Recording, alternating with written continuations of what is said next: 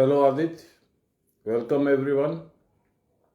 Some are on the Google Meet and some are on the Facebook, and we are resuming this Sanatan science of living after a fairly long gap. I am to be blamed for that. I was engaged in some personal mitigation of problems, and hopefully I'm through. I don't know. Baba will take me out of this mess. Before we start, let us sing in praise of the Guru Parampara, and then let us pray to the Almighty. Namo Khandamandalakaram Vyaptam Yena Characharam Tadpadam Darashitam Yena Tasmai Shri Gurave Namaha. Guru Brahma Guru Vishnu Guru Deva Maheshwaram Guru Sakshat Parabrahma Tasmai Shri Gurave Namaha. Namo Brahmanya Devaya Go Brahmana Hitaya Cha Jagadvitaya Shri Krishnaya Govindaya Namo Namaha. Mukhaṁ karoti vācālam Pangum langayate girim Yat kripatamaham bande Paramanandam madhavam. Namo Shri Brahma Vidyam Yog Shastre Namah Shri Guru Charan Kamalekbhyo Namah Shri Krishnaya Namah. By the grace of my Guru and by the grace of mighty Shri Krishna, Gita was I'm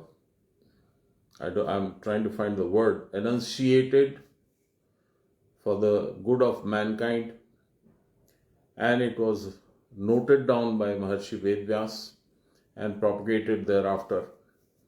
There are probably hundreds of thousands of comments, commentary, in Hindi we call it tippani, etc., by very, very learned persons. One among them is Lahiri Mahashay, my Adi Guru, who explained the meaning of each verse in a very unique way. And that is what we study, that is what I do throughout the weekdays, and only on Sundays we talk about Sanatan Dharma and its implications, because everybody is not interested in the Gita and its meaning. Though right at this moment we are reading the 13th chapter, and yesterday only we read the 17th verse, and it explains beautifully how you meet God, how you experience God. And it is a complete blessing to be able to read and understand and in parts explain such a wonderful Gita to those who are interested, the bhakts.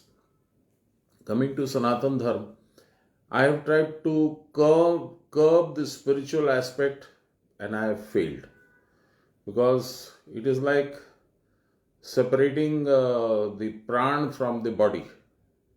You cannot. The spiritual interpretation of the Gita or our various scriptures, in a sense, is what our Lahiri Mahasaya has said, and Sanyal Mahasaya has elaborated beautifully. And that holds true for the Mahabharata, Ramayana, Chandi, all of them. I will give you an example. In Chandi, we start with Rajasurath, and he is defeated, and his kingdom is taken over by Kola with Dhunsis. I'll explain each term. And he makes some excuses and goes into the forest and meets Medha Rishi. That's how the Chandi starts. This is the first chapter. And this is the base of the story in the Chandi, the connecting thread which moves throughout the story.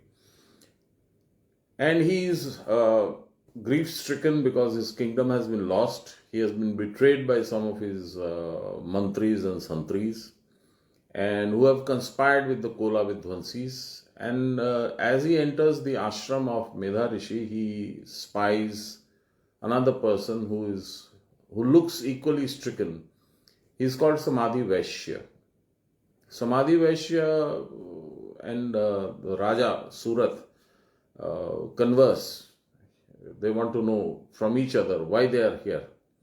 You look like a king and yet you are here in this forest, says Samadhi Vaishya. And Raja says, you also look like a moneyed man. What brings you here? And that's how the story starts. Okay, now, it would remain a story unless we were able to break through the covering camouflage. What is the camouflage? The camouflage is the inner meaning of each word and the inner meaning of each incidents. I'll start. Rajasurath. Rajasurath is king of Sundar Rath, chariot, your body. Who is the Raja? Your heart, Man. And who is Samadhi Vaishya? A baniya, a trader, who trades with the Lord, even though he wants the blessings of the Lord, but he trades for it also. And where do they go? They go to Medha Rishi. Medha is extreme brilliance. That comes only with Parabuddhi. So basically you are moving inside your body, and inside your body you are finding the different power centers which you have to train to focus on certain things. And they say, the Raja questions them, what brings you here, equally, just like they questioned each other. And the king tells his story, and Samadhi Vaishya tells his story, and they say, we are perplexed. Why are we bothered? For example, Samadhi Vaishya, the moneyed man, moneyed trader, has been kicked out by his wife and his children, who ganged up together and booted him out because he had become old. So he says, even though I've been, thrown away by them, I'm still worried about their welfare. I'm still worried what has happened to them. I hope they are all right. Why should I worry about them? So Medha Rishi says a beautiful thing. He says, Jnaninam api chetansi devi bhagavati hi sa balada krishya mohaya mahamaya prayachati. So let me repeat that. Jnaninam api chetansi devi bhagavati hi sa balada krishya mohaya mahamaya prayachati. Even the people with wisdom, the people with the wisdom, the knowledge and the experience, these are jnanis. Jnaninam api chetansi, their chit or their heart is captured by Mahamaya, which is Maya, and dragged and thrown into a pit of attraction to the world. You will see, this is what Medha Rishi is saying. I am repeating that in English. Medha Rishi says, a lion will kill to fill its stomach. But the moment it sees its own offspring, its own children, or its own cubs, It'll go all soft and woozy and, Why? Because both these feelings exist in us, inside of us. Now, what is this Mahamaya? Yesterday we read the 13th chapter of the Gita. It describes Prakriti Purush Vibhag Yog. That means you have to understand what is Prakriti, which the commies called nature, and that is where they stop. Where the nature comes from is not in their lexicon. They don't know. They won't like to acknowledge God. Even though the chief commie in our country today is called Sita Ram Yechuri. I don't know about Yechuri, but I certainly know about Sita Ram. And that is not a communist name. As if communists have. And there is one in the south who is called Muthuvel Stalin. His choice, his father's choice, his parents' choice. Anyway. So, our Sanatan Dharma says God does not work. That is why in Jagannath Puri he is shown as without hands, without feet, but with big eyes. I say to that, I have written 2 lines, very small ones. Na pav hai na haath, naam dharaya Jagannath, the king of the world, the lord of the world, but no hands, no feet. Because he says, aham sakshi bhutam, I am only a witness. Because in my presence only, nature will work. Because nature is my own power. That is Prakriti.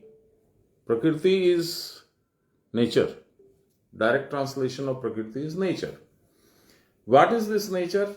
It is divided into 2 parts. Parashakti and Aparashakti. Aparashakti is the one that creates, maintains and destroys this universe, this entire creation. So, in its power, it has also helped create Brahma, Vishnu, Mahesh. Brahma the creator, Vishnu the preserver, and Mahesh the destroyer.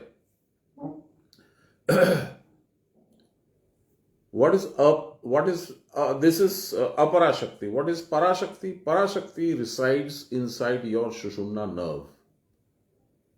That is why there is so much stress on entering the Sushumna with your pran. Now, but I am diverting from the essence of Mahabharata, so I will come back to that. Right now, what I am telling you is that you cannot take away spirituality from any of our scriptures, any of our epics, any of our events, even simple event, ritualistic, but very significant. A marriage, a birth, a name given to a child is all related to him and what is inside your body. Naresh, Mukesh, Suresh, Mahesh, Ramesh. Esh is Ish, that is Bhagwan. Everything is related to God. Because He is the one who runs you, operates you, preserves you, and finally takes you away to meet Him.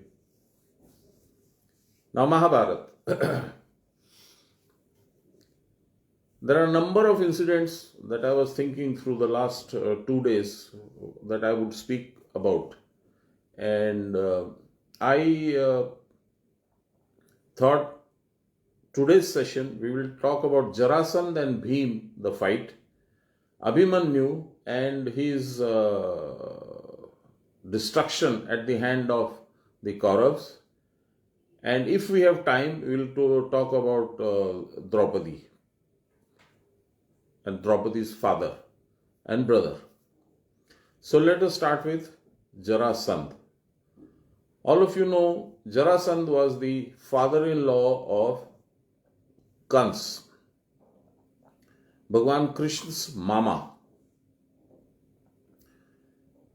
In the Adhyatmic world, Kans means Kang is Kutastha. Na, the Bindu, is attraction. Na is attraction. And Sa is Sansar. So if you if your kutas is attracted to the sansar, then you become a demon, like Kans was. He imprisoned his father, imprisoned his sister, imprisoned his brother-in-law on the prediction that the 8th child of his sister would be responsible for his finish. So he deposed his own father and sat on the throne and grabbed the reins of power. He had 2 wives, both were the daughters of Jarasandh. As I told you, the meaning of each word is very significant. Jarasandh, if you break it into 2 parts, which we call in Hindi Sandhi Vichhed. Sandhi is join, contract. So Jara is old age. Jara is old age. And Sandh is contract. So Jarasandh is you, me, all of us who are born in this world. And we have a contract with the old age, the Rakshasi that kills us eventually.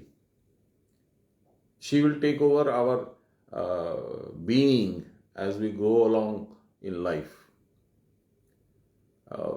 Very recently, I have had a few losses amongst my college friends. In 2016, I lost my closest friend who was a shishya of my own Guru Maharaj. Very devout person, very nice person. Cancer got him. It's going to happen. There's no way in which you can avoid it. So, Jarasandh, the chap who is born is going to die. That is the contract with Jara, the Rakshasi or the old age. Now, what is this? Why these 2 parts? 2 parts because you are made of 2 parts. One is pravritti and one is nivritti. On the right side is pravritti. Pravritti means your tendencies, your inclinations, which is enjoy the pictures through your eyes, hear good songs, eat good food, and so on and so forth. These are natural tendencies with which one is born. And nivritti is the power or the inclination to remove these inclinations and seek God. That is why nivritti is known as Krishna Bhagwan's sister, Subhadra. Okay. Subhadra is supposed to have kidnapped Arjun. That is what she does. Your nivritti, once it is empowered by your own good deeds, your own meditation, your own reading of scriptures, your own vairagya and other qualities, then the nivritti paksh is enlightened, and the tendencies are reduced. In Yog Marg, Maharshi Patanjali has a sutra. It says, Ashtang Yog. Ashtang Yog is 8 pillars of attaining this situation, where the nivritti is all powerful and the pravritti is gone. What are those? Yam, Niyam, Asan, Pranayam. These are 4 things that you have to do. And the 4 results that you get out of doing all this regularly, religiously, as told to you, are Pratyahar, Dharana, Dhyan, Samadhi. What is Pratyahar? Reduction of tendencies. Pratyahar means something which you absolutely were fond of, you are not so fond of now. Gradually you will not be fond of at all. You will be indifferent to such things. Pratyahar, Dharana, who am I? Who is Almighty? How do I meet Him? What do I do? These are the beliefs. You start getting a feel about God. Dharana. Dhyan, you go deep into a trance, that is Dhyan. And Samadhi is where you are one with Him. For Samadhi, Tulsidas has said a beautiful line which I am very fond of. It says, Vidhi Hari Shambhu Nachavanahara को नहीं जानत मर्म तुहारा, और तुम ही को जानन हारा, जानत तुम ही हुई जाई. Let me translate that. Vidhi Hari Shambhu. Vidhi is Brahma, the creator who lays down the rules. Vidhi. Hari, Vishnu. Hari. Hari, again you can break into two parts. Ha jod Ari. Ari is Shatru. India has developed two nuclear powered submarines, and they have been named as Arihanta and Ari, I think Bardhan or something like that. Ari, which Ari means Shatru, the submarine that will hunt and kill the enemy is Arihanta. Okay, so Hari is he who will remove your enemies. Haran जो करते हैं Ari का, so Hari is Vishnu. तुम्हारे शत्रु कौन है? They are all inside you. क्रोध, लोभ, मोह, वासना, lust, desire, attraction to the world, these are all inside you. The moment Hari appears, your me, the body, me, the man with the name, with the man with the fame, will disappear. So Kabir has said, जहां हरि है वहां मैं नहीं, जहां मैं है वहां हरि नहीं. Isn't it beautiful? Okay, and the third one is Vidhi Hari Shambhu. Shambhu is Shiv, the destroyer. Why is he called the destroyer? And why do we worship him when he is a destroyer? Because he is your ultimate salvation. He is the key to your salvation. He is also called Tripurari. Pur is place of abode, where you live, your residence. Ari, Tripur Ari. Ari is Shatru. He destroys these three places of living. What are these three places? The Sthul Sharir, the Sukshma Sharir, and the Karan Sharir. Corporal body, the ethereal body, and the Karan body, or I call it the tag body, which is just a label. The label which is digitally enabled.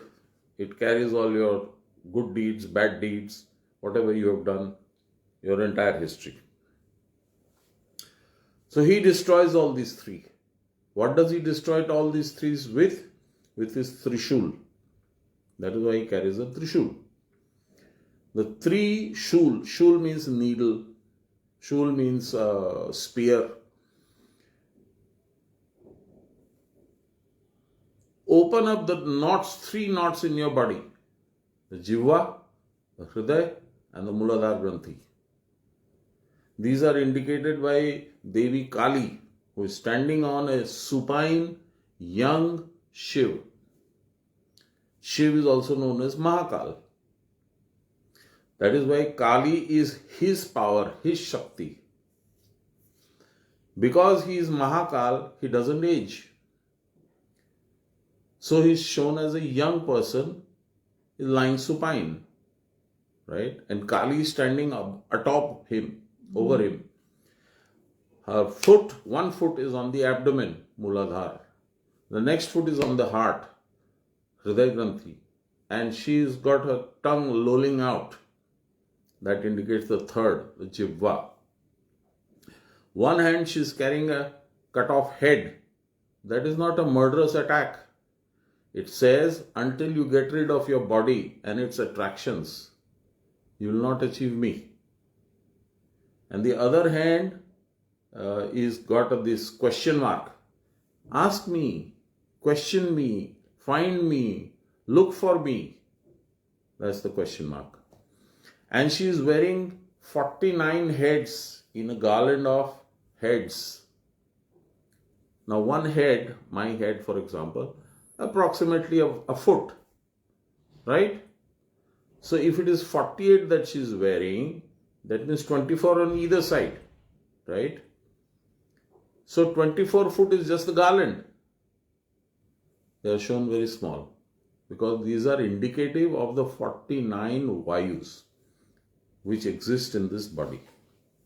And she is wearing a skirt made out of cut off hands. She is indicating,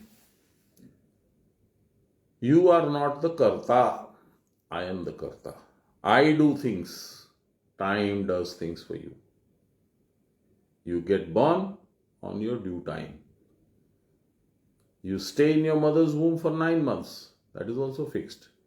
You come out, you are born, and then everything in that lifetime of yours is fixed. People do not believe this, they ridicule it, they question it. Fair enough.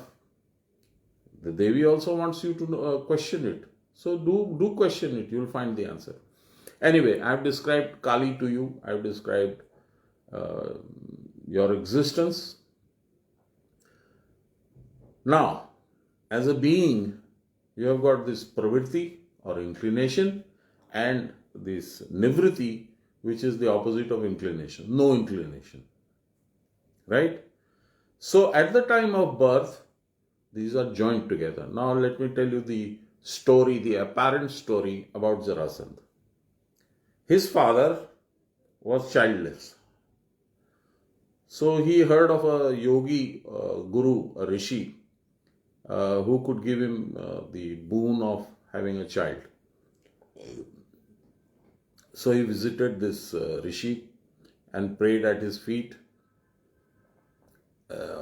He was happy and gave him this one fruit. I think it was a mango. He brought it home. But there were 2 ranis, 2 queens. So what he did was, the rishi had told him, you give it to your rani.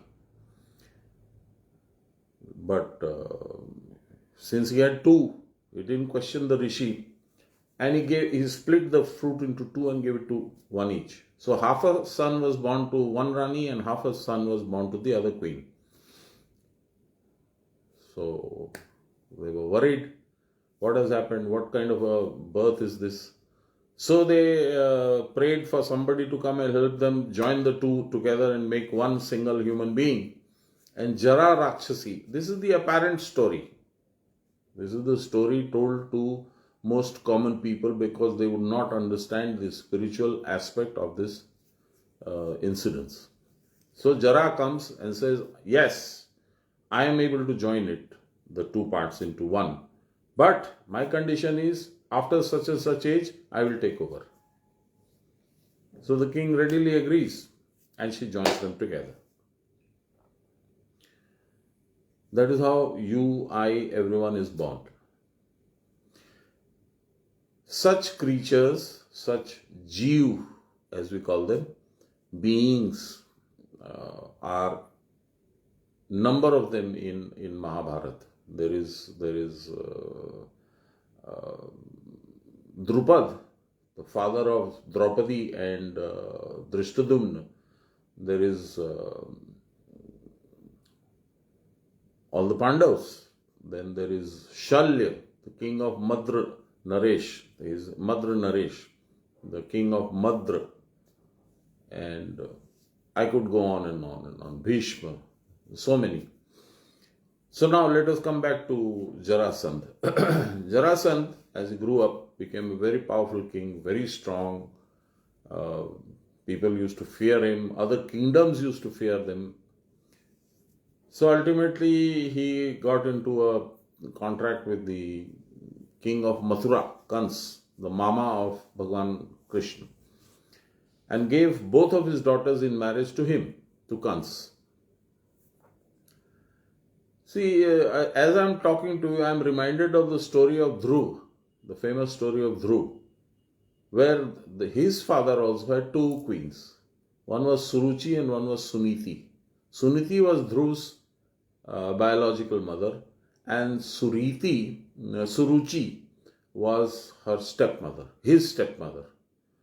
So Suruchi, which is attraction to the world, and Suniti, which is attraction to the Lord and the proper way of living. Right? So the king displaces him from his body on the dictation of Queen, what is her name? Suruchi.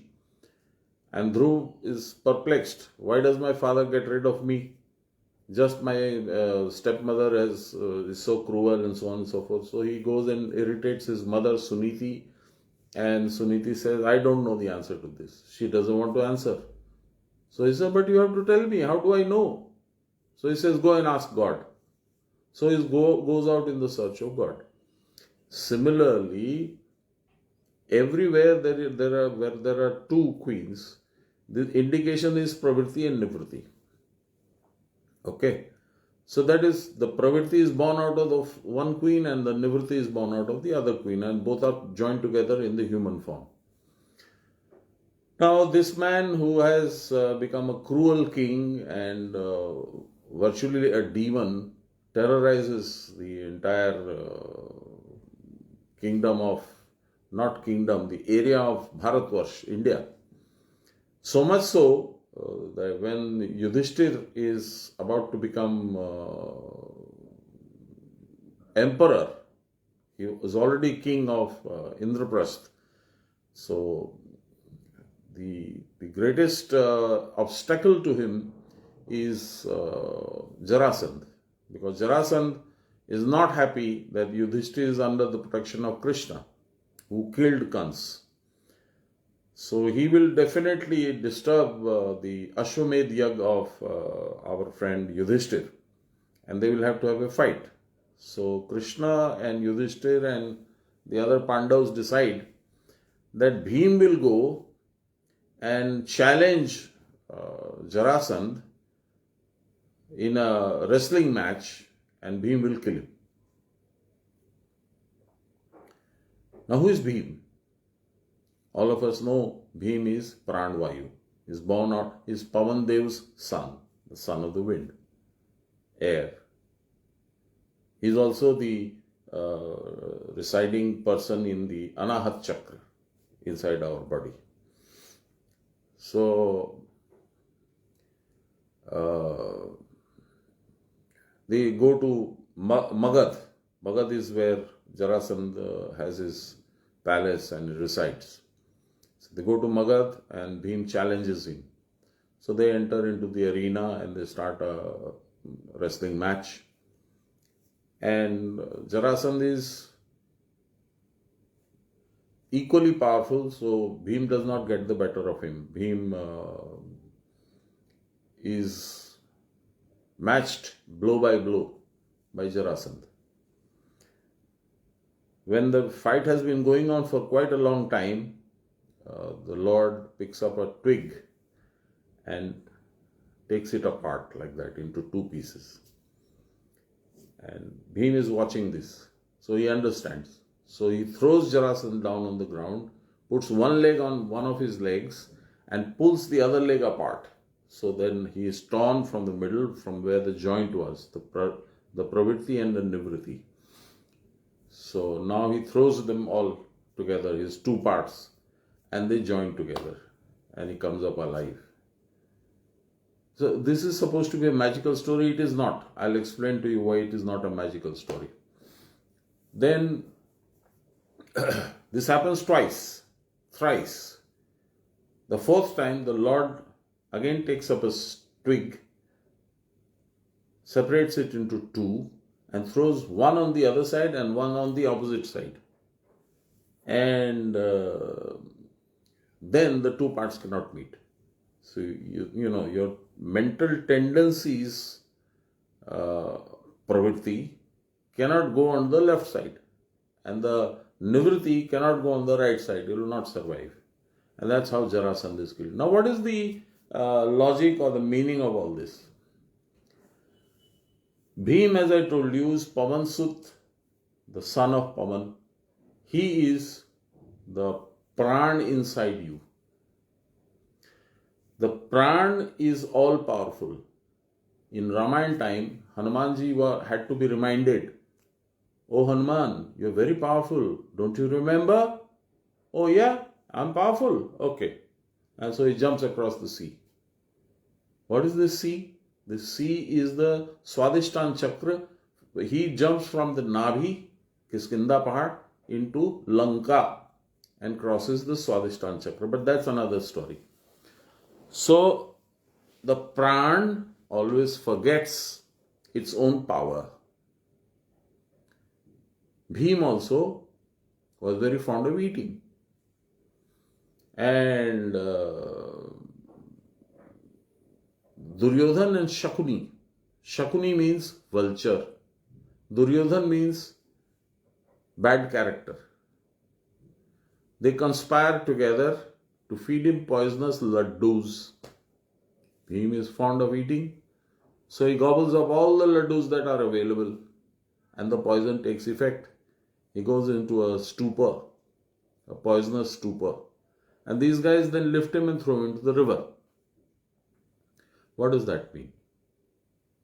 See, Mahabharata is a very beautiful story, but there are incidents and edges which cannot be explained logically by just being a story. So you need to understand the spiritual significance of each of this. So Bhim eating the laddu is the pran being attracted to the worldly goods, pleasures. And those are poisonous because they will take you away from the Lord. So the moment you eat those and you are in a stupor, Durbuddhi and the vulture-like conspirator, Shakuni, throws you into the river. What is the river? There are two rivers. One is Ganga, one is Yamuna. The middle one is Saraswati. So he doesn't go to Saraswati. He goes into, I think it was Ganga. He's thrown into the Ganga and then he sinks. In the body, he sinks to the Nag Lok. Nag Lok is in the Muladhar, there is a triangle with the point facing up. This is called the Muladhar Trikon. And there is a serpent there. That is called the Kul Kundalini Shakti. He goes there and is blessed by the desires of the Lord, and he comes out stronger. He comes out with the strength of 1,000 elephants or 100 elephants, I'm not sure. And then you have Mahabharata. Now coming back to Jarasandh. Jarasandh is you and me, I have already told you. Right? We have tendencies known as Prakriti. We have other tendencies, godly tendencies, where we sometimes feel like, it would have been beautiful if we had met God. It would have been beautiful if He came and blessed me. It would have been beautiful if He had explained these things to me. In my book, I had written that small incidents in one chapter called The Soul. I had asked this question. God has given us 10 indriyas, organs, to interact with the world. You can see, hear, smell, eat, taste, touch. The world. What was his problem? Why couldn't He give us one organ which would help us interact with Him? This was my question. And I was not finding a supporting shlok from the scriptures. So I prayed to Lahiri Mahashay and Sanyal Mahashay, and ultimately I came and sat before my Lord, my Guru. And as I said, Baba, I think I have completed my book, but there are lots of gaps which I feel are incongruous. So please come with me to Mandar. And Sanyal Baba is there. You pray for me. Of course, I will be also praying to him. Let him solve this problem. Let him complete my book for me. You will not believe it. The very next day when I was in Mandar in the morning, I reached late in the evening. In the morning, after doing my little sadhan, I was sitting outside in the sun. It was winter. And I fished out one book, 7 rupee book, which was written by Sanyal Baba. Moksha Sadhana and Abhyas Yoga, it is called. And I said, Jai Guru, and opened the book. And there is the slok. And I was so amazed that these people actually listen to your prayers. And it says, it is a conversation between Yamraj, the god of death, and Nachiketa, who has been donated to the god of death, Yamraj, by his own father in a fit of rage. So he says, Nachiketa says to Yamraj, why is it that we are not able to see our own souls, God as our soul, even though He is all the time inside us, but we can't see Him, we can't distinguish Him from the other, the puzzle. So Yamraj says, and this is the shloka I found there, Paranchikhani vyatrinat swayambho tasmat parang pashyanti na antaratmana. And in reply he says, Kaschit dhira pratyang atmana maikshate avrit chakshum amritat michanna. It means, Paranchikhani vyatrinat swayambho. Para means other. So, God, who is self,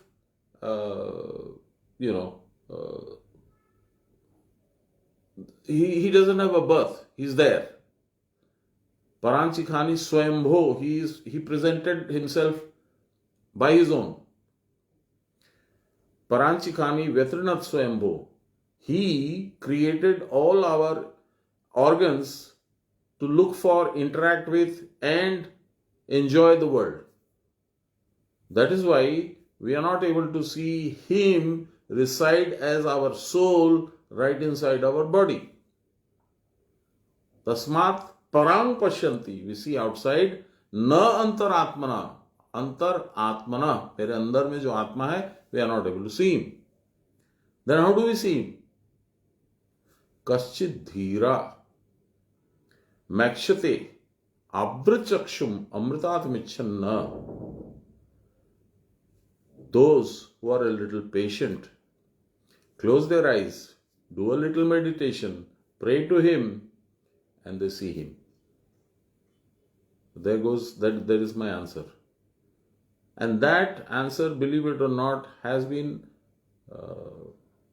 cemented in the middle of the mandir for the last, 1940. So 60 years and 20 years, 80 years it has been there. I didn't see it. I didn't notice it. That day I did. This is the power of the Gurus.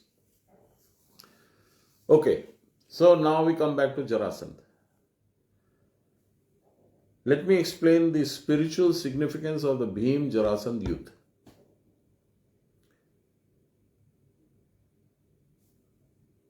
The principal instrument of enlightenment is pranayam, tapasya. If you do pranayam, let us break that into again a few words. Pran, jod, ayam. Pran is life breath, ayam is dimensions. So pranayam is many dimensions of pran. See, we are all logical people, and this makes sense. See, for a long time I did not understand what pranayam was until my Guru Maharaj told me. So now, pranayam. What is the pranayam? What is the pranayam supposed to accomplish? Why do we use it? Pranayam dispels the wrong belief that you are this body, that this pran, this life breath is limited to your periphery, your body's periphery.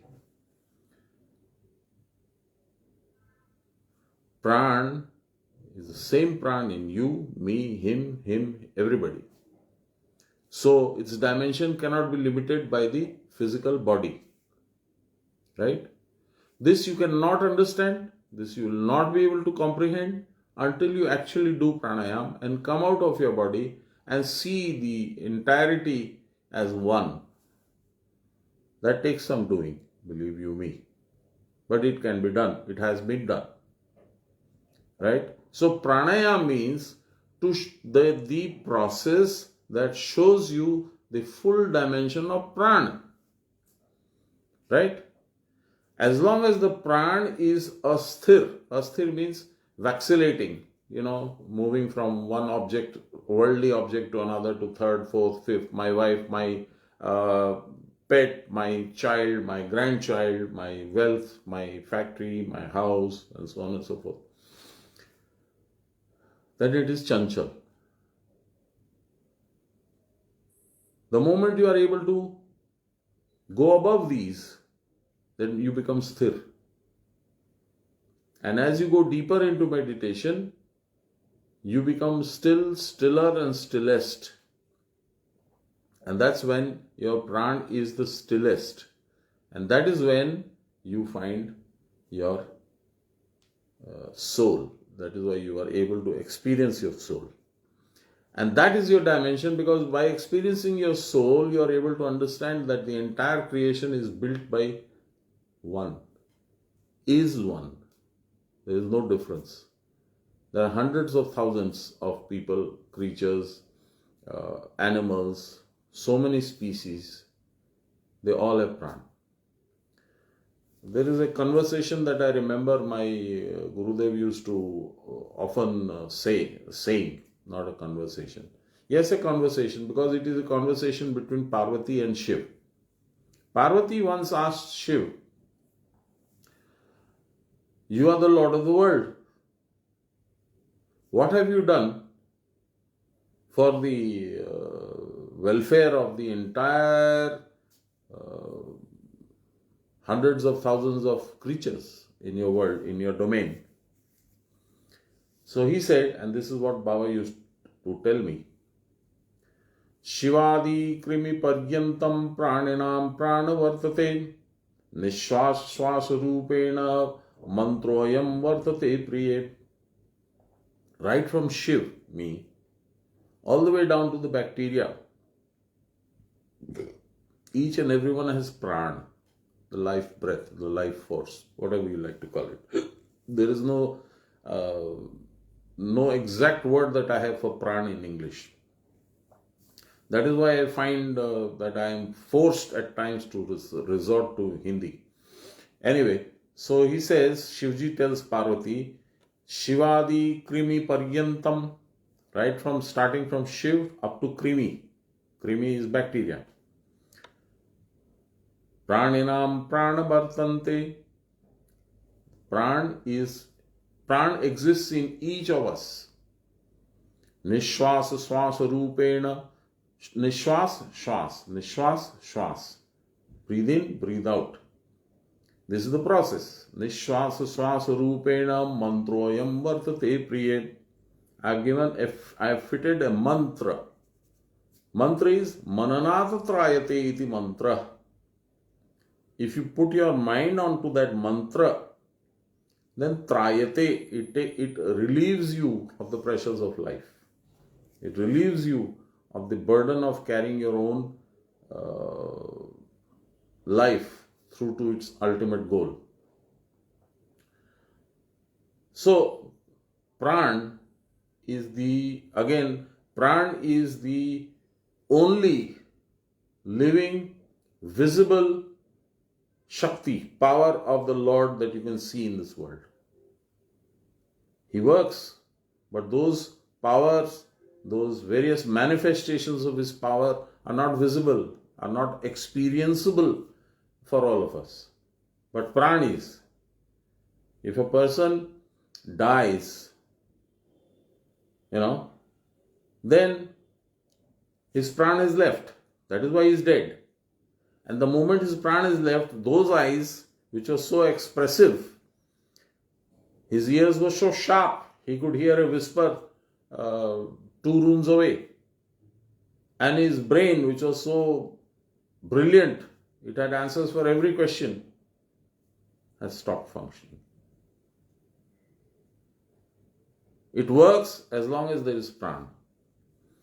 You are able to see, the doctor is able to check. There is no pulse, there is no heartbeat, there is no breath. The man is gone. Right? You are actually able to experience the coming or the going of the pran. So that is why I said, pran is the only visible power of the Lord that you can experience. So now this pran, as I told you, is sthir and asthir. In asthir, it is searching for pleasure from the worldly goods. And in sthirta, it is searching for the maker of the world. Right? In sthirta, as it's moving along the road to the ultimate goal, meeting him, it acquires all sorts of powers which he has. Durdarshan, Durshravan, Sarvagyata. Durdarshan means the ability to see out of the body. Shravan means you can hear somebody talking, say, in the USA. So these are something which you would be ridiculed if you talk about in the general public. They will laugh at you. But these are the powers that are available. In fact, my Guru Maharaj told me once, don't talk about all these things. People will not believe you and they will laugh at you. You're doing it for the benefit of these people, but they will not be able to believe it. They will not be able to comprehend. So they'll laugh at you. So anyway, so now this pran in Ramayana time was Hanuman. In Mahabharata, it is Bheem. The favorite weapon of our friend Bheem is the mace, the gada. And the favorite weapon of our friend Hanuman is also the gada. The favorite weapon of Balaram, the brother of Krishna, is also the gada. What is the gada? I think I have it in my book here somewhere. I'll show it to you. One moment. Yeah, got it. Here we are.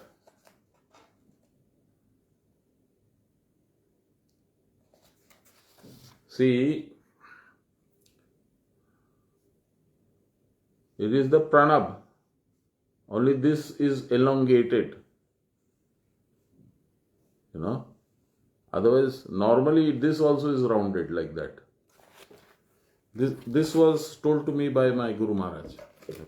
The mace, the gada, is the favorite weapon of Hanuman, Balram and Bheem. Who is Balram? Balram is anybody who does sadhan. Bal purvak jo raman kare, so Balaram. Sadhan is done through the spine, which is shaped like a plow. That is why Haldhar bhi bola jata hai unko. He is also called Haldhar, the holder of the plow. And bal purvak raman kare kaha? Raman yahan kare, Bhagwan ke saath, ghumta rahe.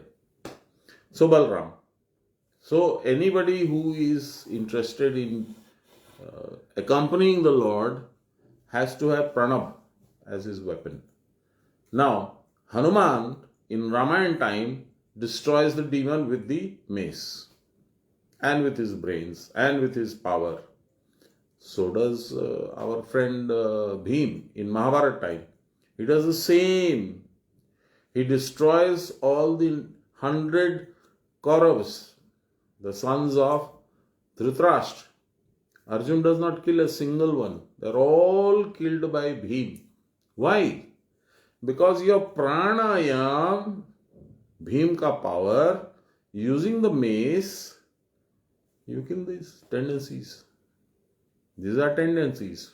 5 karmendri, 5 jnanendri. 5 plus 5, 10 into 10 directions. 10 into 10, 100. They are all the sons of Dhritarashtra. Dhrit, holder. Rashtra, body. Who is the holder of your body? Who is the controller of your body? Your man, which is blind. It lives through the indriyas. So these are some of the things, underlying things, which are so beautiful. It is virtually a crime not to understand these things, not to question such things, not to go deeper into such things. And yesterday, I would urge those who read the Gita, who have the Adhyatmic Gita, to read the 17th verse of the 13th chapter, Prakriti Purush Vibhag Yog. And it is so beautiful, I'm still thrilled. I read it yesterday at about 6:30 in the 5:30, 6:30, that period in the evening. It is absolutely amazing. Okay, now coming to Jarasandh and Bheem Yudh. You see, Bheem, when he's sthir, he's concentrating, he's given direction by the Lord, is able to throw the pravritti on the nivritti side and the nivritti on the pravritti side, and thereby kill the demon. What is this demon? The demon is the bad tendencies of a being. He's not a murderer, he's not an assassin for hire. He's been brought here to establish dharma. Right? So, I think we have talked enough about Jarasandh and Bheem Yudh. Let us talk about Abhimanyu. I've already told you about the kidnapping that was arranged by Subhadra. She kidnapped Arjun. Balaram, being the elder brother of Krishna, of his own volition, offered the hand of Subhadra to Duryodhan. That is an impossibility. Nivritti will not come to a bad character. Just will not gel. So, Bhagwan arranged for Arjun to be kidnapped. So he told Arjun, elope with my sister. You are in love with her. She is going to be married to your cousin. I don't think that's a good idea. Balram has done it, but you can elope with her. Take my chariot and go. Arjun said, no, I cannot do that. All my family is coming. They are going to get Subhadra married to Duryodhan. I cannot do that. So Krishna said, fine. You cannot kidnap her, but she can kidnap you. Arjun was dumbstruck. He didn't know what to say. So Lord Krishna told Subhadra, there is my chariot. Take this idiot. Go and get married to him. So she runs away with him. What does that mean? It is a very beautiful story. I am very thrilled about it. See, the story goes a long way. It starts in Indraprasth.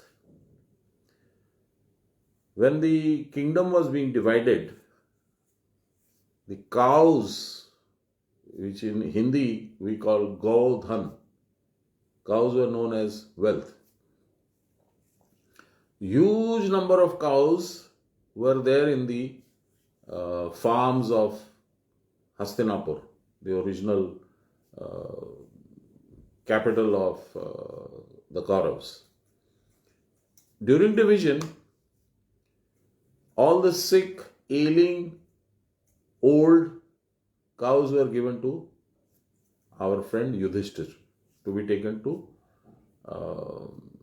Indraprasth, his new capital. And on the conspiracy done by our friend Shakuni, Takshak Nag, the king of snakes, stole all the cows. As the cows were being stolen, somebody came and reported it to Arjun that all the cows are being stolen. You do something. Arjun had just been in the chamber of Draupadi and had left his bow, the Gandiv, in her chamber. So as he rushed to her to retrieve his bow, he saw that Yudhishthir was already inside. So now they had their understanding that they will leave their footwear outside the door so that anybody else knows who is inside and will not enter. And if he does, even after that, then he will be banished from the kingdom for 1 year. So now Arjun had no choice. He rushed in, took his bow, went after the thief and retrieved the cows. When he came back, he volunteered to be banished from the kingdom. So, as a sage, so he was wearing these saffron clothes, and he was leaving the gates of Indraprasth, and Bhagwan Krishna came from Dwarka. And he said, Arjun, where are you going? So he said, Lord, I've done this, and now, as per our understanding, I have to stay away from this area for 1 year. So where will you go, Arjun? He said, Lord, I will go first to Manipur. Mark the word, Manipur. Physically, Manipur is in the northeast of India, right? Okay, so it doesn't make sense. Why should he go to Manipur? But he says this, I'll go to Manipur, and then I will go to Shivsthan. Shivsthan is that huge Shiv Mandir on the coast of Gujarat. I forget the name. Anyway, so I said, fine. So if you go to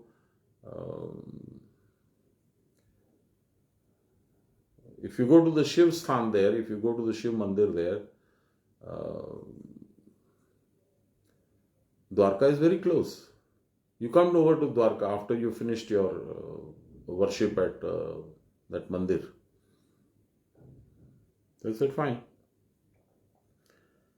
Now mark my words, pay attention. Arjun first goes as a sage wearing saffron clothes, which means he is in the mode of renunciation. He goes to Manipur. Manipur is the Swadhisthana Chakra where you get the Tej, where you draw the power from to do Shiv Puja. And then he goes to the Shiv Puja, the Sahasrar. I've not now moved away from the physical that Shiv Mandir and Dwarka. I've gone inside the body. So he goes from Manipur he goes to Shivsthan, and from Shivsthan he comes to Dwarka. This is Dwarka.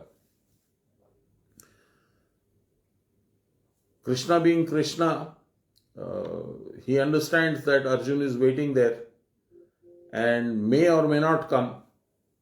So he sends Subhadra, who has completed some penance, some vrat, some upvas, with lots of offerings for all the sadhus who are living there. So Subhadra goes there, and she does not recognize Arjun, and she gives him offerings also, which he accepts. And then she says, I faintly remember seeing your face, but I can't place you. So he says, look, I am going to Dwarka. Where are you going? So she says, I am going to Dwarka only. So can I accompany you? So they come back to Dwarka. And this is where this takes place. This event takes place. So what is the significance of this event?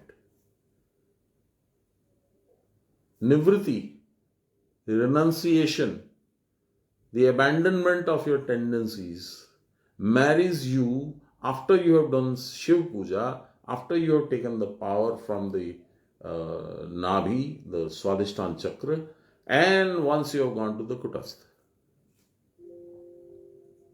Which means you are basically now well on your way to meet the Lord.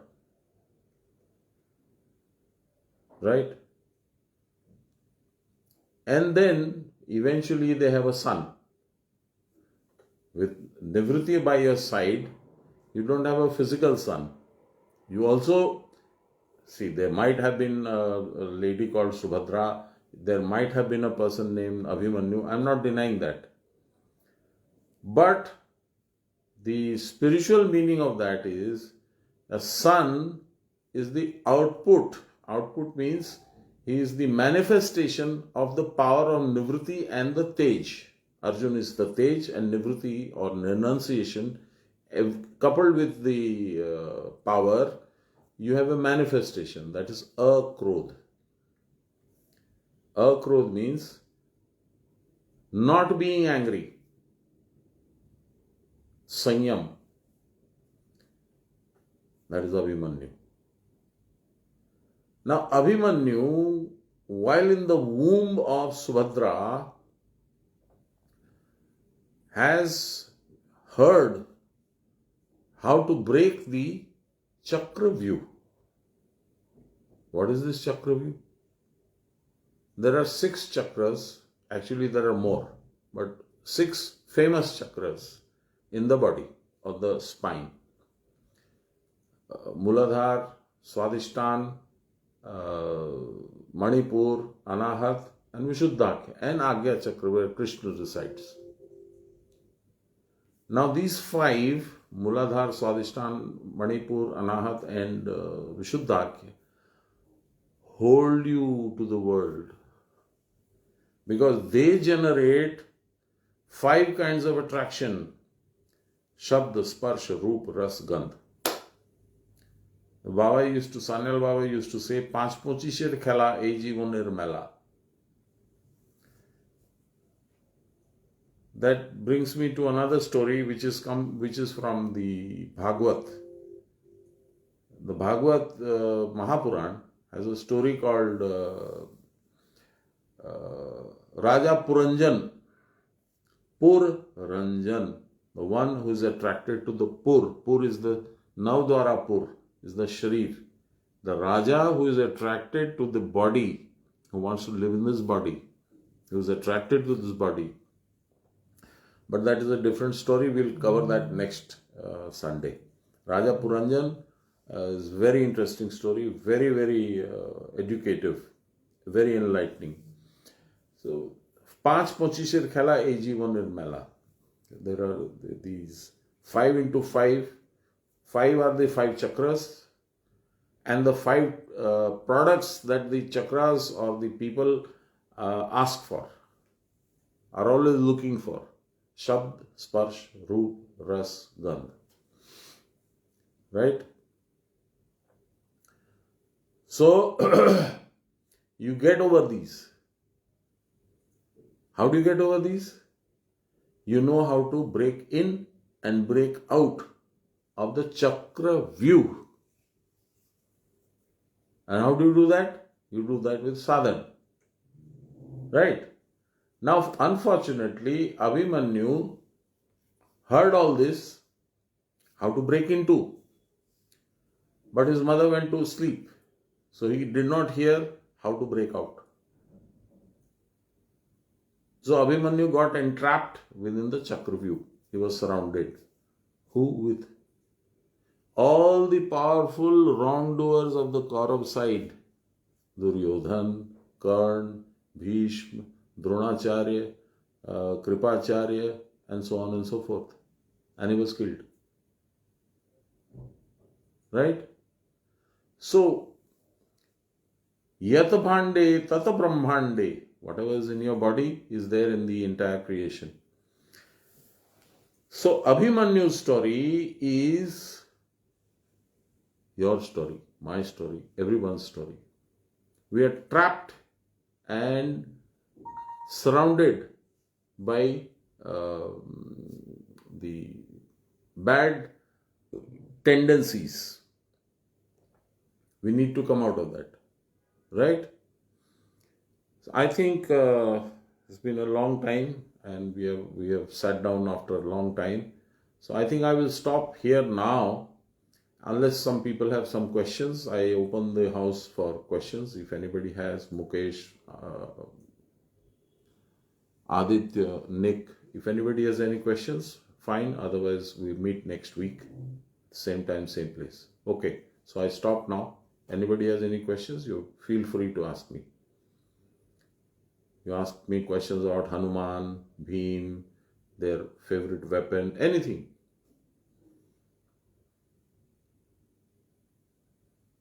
No, I don't think anybody has any questions. So we say, we put a closure on this session.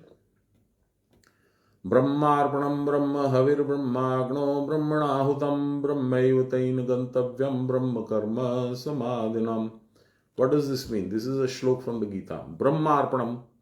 When we do Havan, there is a long spoon with a long handle. This is called Arpani. You put all your samagri, ghee and all that through the Arpani. Brahmarpanam, even that is known as Brahma because it's the instrument that takes you to Brahma. Brahmarpanam, Brahma Havir, whatever you offer in the Havan is also Brahma. Brahmarpanam, Brahma Havir, Brahmagno, the Agni or the fire is also Brahma. Brahmarpanam, Brahma Havir, Brahmagno, Brahmano Hutam. The person who is doing the Havan or the puja is also Brahma. Brahmaiva taina gantavyam. All this, whatever you do, will go to Brahma. Brahma karma samadhina. So you do Brahma karma and attain samadhi. Be one with him. That is the shlok. That is the meaning. So it's been lovely talking to you, and I'm very happy that I'm able to do that after such a long time. See you next week. Jai Guru.